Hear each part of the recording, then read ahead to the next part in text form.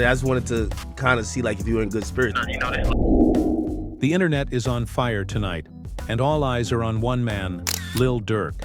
Fresh footage has exploded online, and fans can't stop talking. It's not a music video. It's not a studio freestyle. It's Durk inside the cold, gray walls of MDC Los Angeles, locked in with one of his closest homies. The clip is raw, it's shaky, and it's got everybody asking the same question. How bad are things really behind those bars? From the very first frame, you can feel the tension. Durk, once the face of Chicago drill, now pacing in a cell that looks more like a box of air than a room. His homie by his side, both men carrying the weight of an empire that seems to be collapsing brick by brick. Whispers are flying faster than ever. Rival crews celebrating, fans crying out, and even family members torn between fear and hope. In the middle of all this chaos, Lil Durk picks up the phone, his voice calm but heavy, saying he's keeping his spirit strong. But is that toughness real? Or just a mask to hide the storm inside? Tonight, we dive into the footage that has fans shocked and the industry divided. When the footage first hit social media, it spread like wildfire. Twitter threads, Instagram reels, TikTok edits. Every corner of the internet was suddenly buzzing with one headline: Lil Durk seen inside MDC Los Angeles with his homie. But the video wasn't just another leak. It was a crack in the wall of silence that had surrounded Durk's federal case. For fans, it felt like stepping inside a nightmare they had only imagined. And what they saw left emotions running high. In the clip, Durk sits on a cold metal bench, shoulders hunched, eyes distant.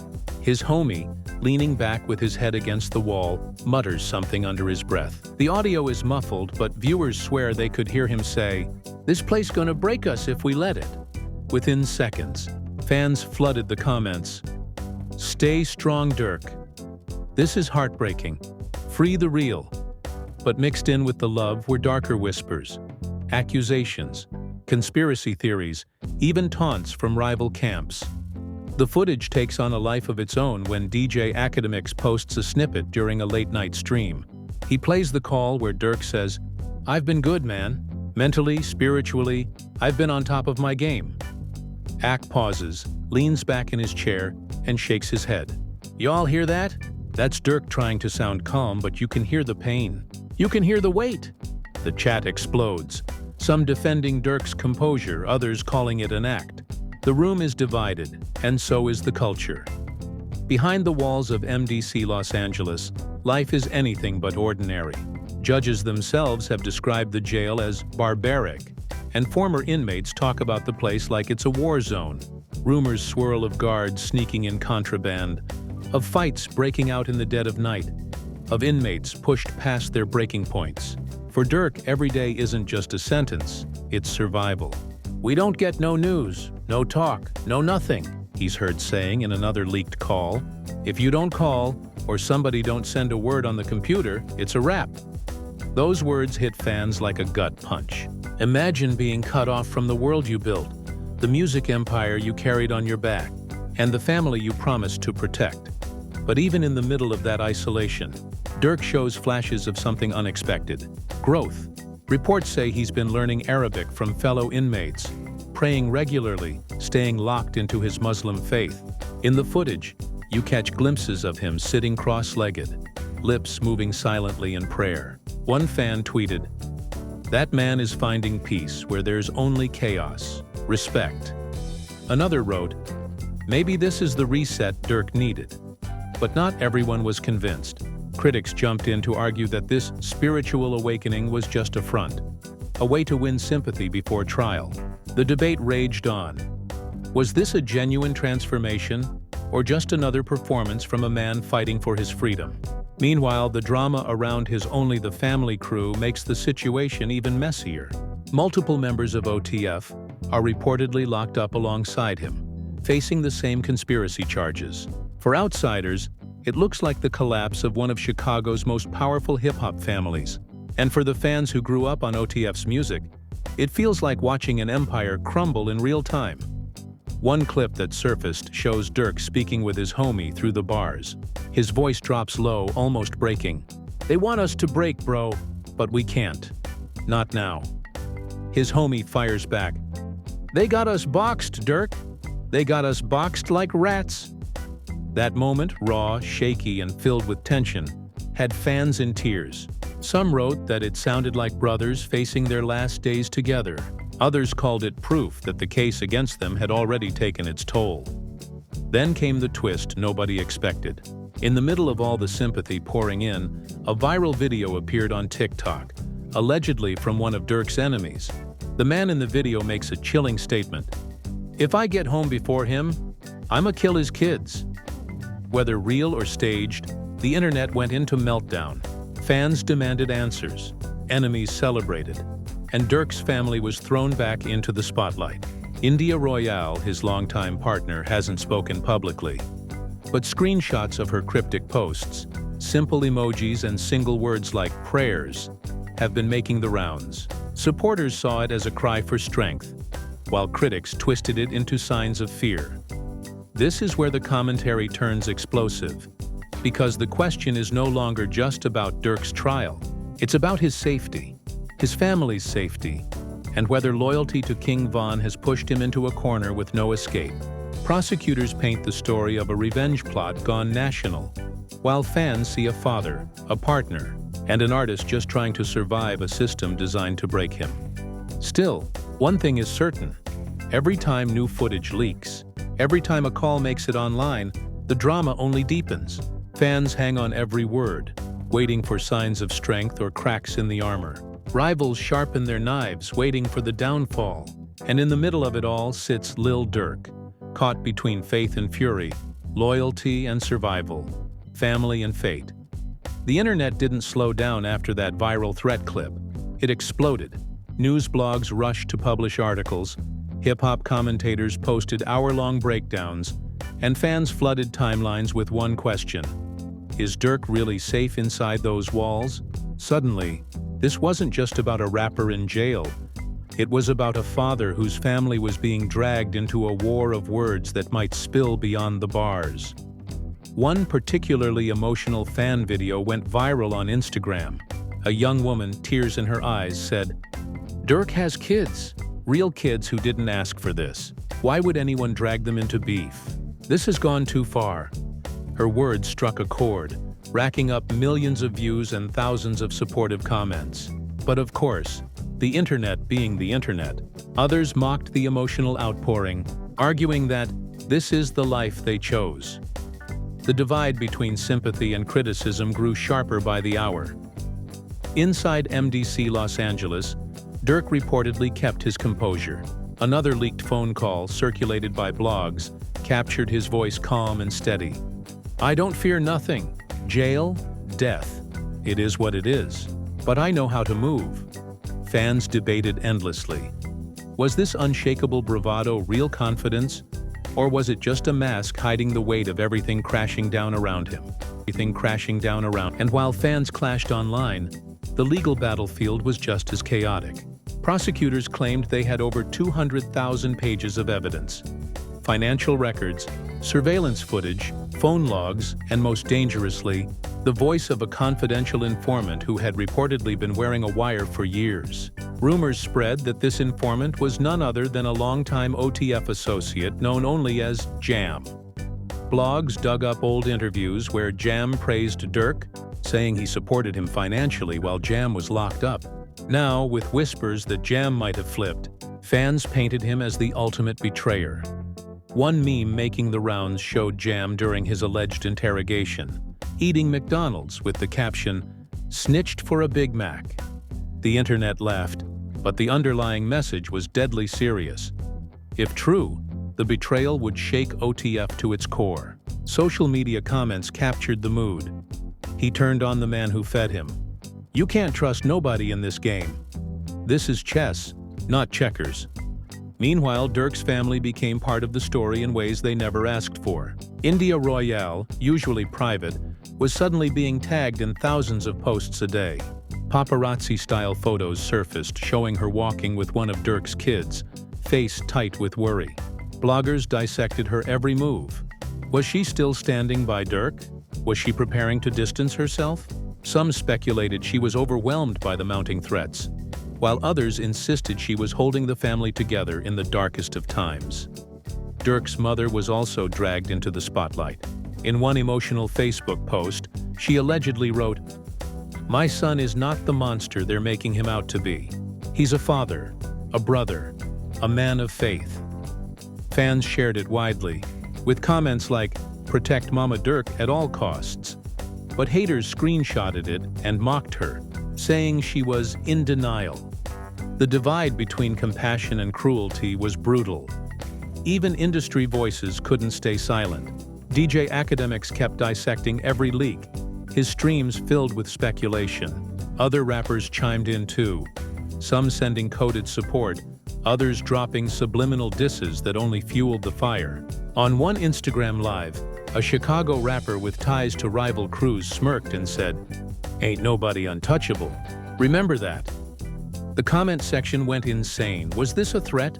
A prophecy? Or just someone chasing clout? The tension reached another boiling point when whispers emerged that Durk had violated jail rules by using other inmates' phones for unauthorized calls. Prosecutors allegedly used this to argue against his bail, saying, "If he can't follow simple jail rules, how can he be trusted to follow bail conditions?" Blogs pounced on this, spinning headlines like, "Durk's own phone calls could ruin his case." Fans were furious. One wrote, "This is petty. They just want to keep him down." Another said, "He broke the rules, plain and simple. Actions got consequences." And while all this unfolded, old wounds resurfaced, namely Durk's bond with King Von. Commentators framed the entire case as fallout from Von's tragic death. Durk himself had admitted in interviews that Von wasn't just an artist on his label. He was like blood. "If Von was alive right now," Durk once said, "he'd be the biggest." That loyalty, prosecutors claimed, was exactly what pushed Durk into plotting revenge. A clip resurfaced of Durk and Von together on tour, laughing arm in arm. Fans reposted it with captions like, "Blood brothers forever. This is why Durk can't let it go." The narrative grew heavier. The tragedy of Von's death tied directly to Durk's downfall. Whether true or not, the emotional weight was undeniable. But the most dramatic twist came not from court filings, but from the streets. A rumor began circulating that rival gangs were plotting to target OTF members still on the outside. A blogger tweeted, "Word is, the streets want to finish what the feds started." The tweet went viral, sparking a frenzy of speculation. Fans begged OTF affiliates to stay safe, while critics shrugged, saying, "Play stupid games, win stupid prizes." Inside the jail, reports claimed Durk was holding tight to his faith. One inmate allegedly told a journalist, "Durk be praying every day. He don't even think about the outside." This painted a picture of a man torn between survival and surrender, caught in a cycle of chaos he couldn't escape. The drama wasn't just about Durk anymore, it had become a symbol. To some, he was a martyr of a biased system. To others, he was proof that street life always ends the same way. And in the middle of it all, fans kept refreshing their timelines, waiting for the next leak, the next video, the next twist. The question hanging over everything was simple but devastating. Was this the end of Lil Durk as the world knew him? Or just another storm he would somehow weather? By the time the third week of footage and leaks hit the internet, the narrative around Lil Durk had shifted from simple concern to full-blown spectacle. Every leak felt like an episode of a reality show, except this was no scripted drama. It was raw, unfiltered, and dangerous. Blogs posted countdowns. What will drop next? Fan pages turned into investigative outlets, analyzing every frame of Durk's body language, every sigh, every phrase he spoke on the phone. One particular clip sent shockwaves through social media. In it, Durk is sitting at a table in the visitation room, his face half-shadowed. Across from him sits his lawyer, Drew Finling. The audio isn't clear, but lip readers jumped in, claiming Durk mouthed, "They already decided my fate." Whether accurate or not, that phrase became a trending hashtag. "Decided my fate" racked up millions of views, with fans rallying behind Durk, and others insisting it was a confession of guilt. The emotional stakes skyrocketed when rumors circulated about India Royale visiting him and breaking down in tears. A blurry photo allegedly taken by another visitor showed her wiping her face with a tissue, while Durk sat stone-faced. "This broke me," one fan tweeted. "She's been holding it down for years, and now this?" Another added, "This is the cost of the streets. Families crushed in silence." But almost immediately, detractors accused the photo of being staged, calling it a sympathy stunt. The arguments grew toxic, tearing through timelines like wildfire. Meanwhile, the question of betrayal kept creeping back into the headlines. The informant whispers dominated hip-hop circles. Content creators dissected the story of Jam, framing it as a Shakespearean tragedy of loyalty turned into treachery. One popular YouTuber declared, "If Jam really wore a wire, this isn't just a case. It's a betrayal that will haunt Chicago forever." His video went viral, sparking heated debates in the comments. Some fans argued Jam had no choice. 12 years in prison changes a man.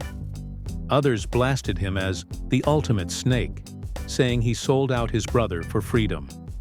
And just when the noise around the informant was reaching fever pitch, another bombshell dropped. A journalist claimed prosecutors had filed new motions linking Durk to attempts at fleeing the country. Dubai, Switzerland, Italy. The story claimed he was arrested near Miami International Airport, just an hour before a flight to Italy. Screenshots of supposed flight records flooded Twitter. Some fans defended him. Maybe he was just trying to perform overseas. Others mocked, "Innocent men don't run." That revelation hit his supporters like a second punch to the gut. The narrative of a man holding firm to his faith clashed with the idea of someone running from consequences. Social media split in half again. One side convinced the system was twisting every move. The other convinced Durk had sealed his own fate. Inside the industry, tensions kept mounting. Rap blogs started keeping score. Who was speaking out? Who was staying silent? Some artists offered prayers publicly. Others dropped subliminal bars that felt like shots at Durk. A particular line from a rival's freestyle, "Faith won't save you when the feds got receipts," had fans screaming that it was a direct jab. The internet lit up with speculation, turning even unrelated music into part of the ongoing saga. The fan reactions themselves became part of the drama. TikTok edits layered Durk's old lyrics about loyalty and betrayal over footage of him in the cell. Instagram fan pages posted side-by-side comparisons of Durk then versus Durk now, with captions like, "The price of loyalty." YouTube reactors cried on camera, while others laughed, calling it karma. Every reaction video, every live stream, every blog post added fuel to the fire. Then came one of the darkest twists yet. A supposed leaked phone transcript where Durk allegedly used 13 different inmate accounts to make outside calls. Prosecutors argued this showed disregard for the rules, while fans insisted it just showed his desperation to stay connected to family. On one of the alleged calls, Durk supposedly told a cousin, "They think these walls will break me. They won't. I got too much to live for." That line went viral, with fans printing it on t-shirts, TikTokers making edits, and rappers quoting it in captions. The stakes weren't just legal, they were emotional, spiritual, and cultural. For Durk's supporters, this wasn't just about one man. It was about the system, about how quickly loyalty could turn into betrayal, about how much pressure one family could endure before breaking. For his critics, it was proof that the street code always ends in tragedy. But the most chilling moment came when a rival gang member posted a live video outside the courthouse, smirking into the camera. "When he falls, we all rise." That video racked up 500,000 views in hours, sparking outrage. Fans begged for intervention, calling it a public threat. Yet again, the line between music, beef, and real-life danger blurred in front of the world's eyes. Through it all, Durk's spiritual journey remained a strange, steady thread in the chaos.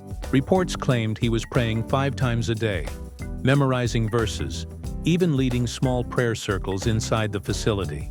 One inmate allegedly said, "Man, people respect him in here. He don't act like a star, he act like a brother. Fans clung to this narrative, insisting that even if the case crushed him legally, spiritually he was rising above. But the question lingered like a shadow. Would spiritual peace be enough to protect him from the storm closing in? Late one night, a grainy video surfaced on Twitter. It showed a heated argument between Durk and one of his closest homies inside the facility.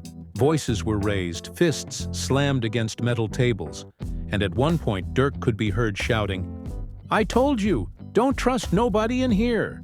His homie fired back, "And look where trust got us, boxed in with no way out." The clip cut off abruptly, but that was enough. Fans were stunned. Blogs rushed to post headlines like, "Tension boils inside MDC. Durk caught arguing with his own crew." The emotional fallout was immediate.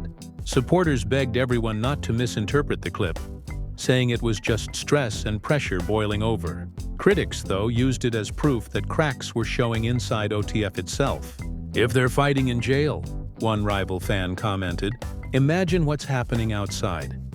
Meanwhile, the prosecution doubled down, filing more motions and painting a picture of Durk not just as a rapper, but as the orchestrator of a sprawling conspiracy. The numbers were staggering: 200,000 pages of evidence, multiple wire recordings, and alleged financial trails. One prosecutor even said in court, "This was not a moment of anger. This was a business plan." Those words spread online like wildfire, sparking outrage and disbelief. Fans insisted it was character assassination. Detractors said it was the smoking gun. The drama only deepened when a supposed jailhouse note leaked online. Scribbled in messy handwriting, it read, "Stay solid, don't fold, God got us." Some claimed it was Durk's message to his supporters, smuggled out through another inmate. The note went viral on Instagram, with millions of likes and thousands of shares. People reposted it as a symbol of resilience, but skeptics accused bloggers of fabricating it for clicks. Still, the narrative of Durk as a man of faith, holding strong inside a broken system, continued to grow. Outside the cell walls, Durk's family was caught in the middle of a storm they couldn't control. Reports claimed India Royale had been receiving anonymous threats, forcing her to move more discreetly. Paparazzi photos showed her at a gas station, hood pulled low, child in tow, face tight with exhaustion. Blogs dissected every image. Is she breaking down? Is she leaving him? Fans jumped to her defense. She's standing tall while the world falls apart. Durk's children, too, became unwilling players in the saga. A video surfaced of one of his kids at a school talent show, singing along to one of his father's songs. The clip melted hearts. Fans flooded the comments with crying emojis, saying the child was carrying his father's legacy even while Durk sat behind bars. But as always, the internet's dark side wasn't far behind. Trolls left cruel comments, turning what should have been an innocent moment into another front in the ongoing war of narratives. And then came the most shocking revelation yet: the rumor of a second informant. A court filing hinted at another cooperating witness, someone close enough to OTF to know details prosecutors described as critical. The internet lost its mind. Who could it be? Another homie? A family member? A business associate? Fans flooded Reddit threads and Discord servers speculating wildly. First jam, now this?